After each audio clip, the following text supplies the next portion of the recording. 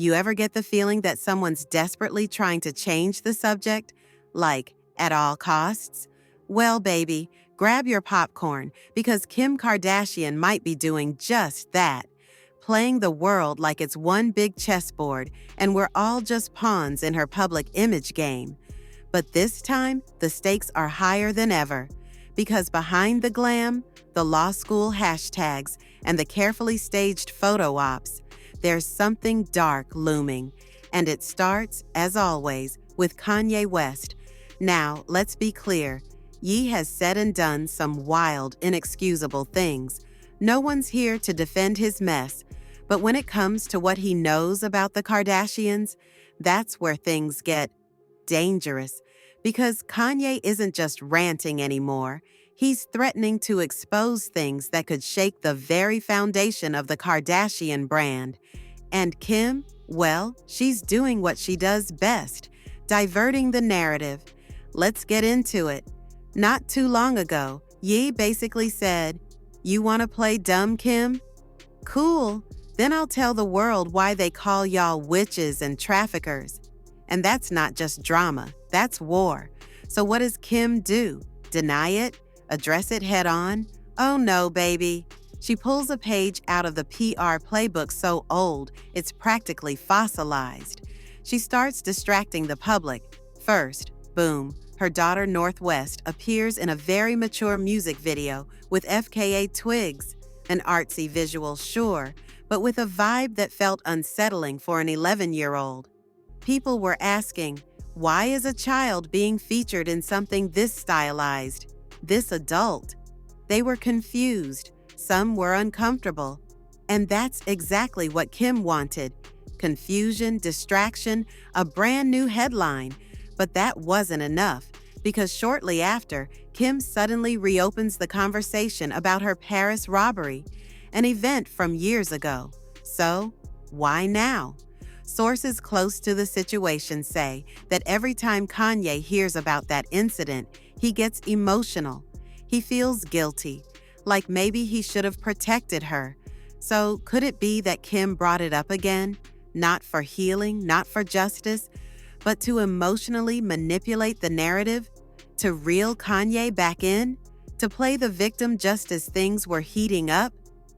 And when that didn't work, Kim pulled another classic move. She sat her billionaire self in front of a group of inmates, talking about prison reform like she's Elle Woods meets Ruth Bader Ginsburg, giving just enough for the cameras, but not enough to actually change anything meaningful. And just when you thought that was the last card she had to play, here comes the "I'm becoming a lawyer" storyline. Again, here's what most people don't realize. Kim Kardashian has never attended law school, not once. In California, there's a loophole, a work under a lawyer and skip law school path, usually reserved for trust fund kids and celebrities. That's the path Kim took. And even on that path, she struggled. She failed the baby bar exam multiple times, a test most first-year law students pass. She only passed it during COVID, in a private room, monitored by people from her inner circle. And now she's out here talking about taking the MPRE, a legal ethics test that's considered one of the easiest parts of the bar process. But here's the kicker. She still hasn't passed the actual bar.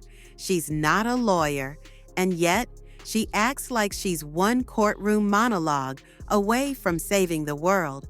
Now you might be wondering, why all this noise about law exams right now? Why parade her legal journey across social media like it's the final act of a superhero movie? Because it's working. Every time Kim posts about an exam, poses with inmates, or flashes a new milestone, the media eats it up. And slowly but surely, the real story, Kanye's threats, the dark secrets he's promising to reveal, begins to fade into the background. Coincidence or carefully planned misdirection? Let's not forget, Kim built her empire on mastering the art of the spin. And if you thought she was done flipping the narrative, think again. Because behind all the emotional callbacks, Behind all the law school drama, there's another move unfolding, one far more calculated. Word on the street is Kim is trying to rebuild her relationship with Beyoncé and Jay-Z. And no, it's not because she suddenly misses brunch at the Carter residence. It's because she knows that if Kanye makes good on his threats, she'll need allies, powerful ones, people who can steer the media, shape public perception, and, let's be honest, help keep her in the good graces of Hollywood's elite. But here's the twist. Kanye allegedly still holds the keys to a vault of unseen recordings, messages, and receipts that could damage not just Kim, but the entire Kardashian empire. That's why Kim isn't just dodging his accusations. She's scrambling to neutralize him without direct confrontation. Because it's not about Kanye the man.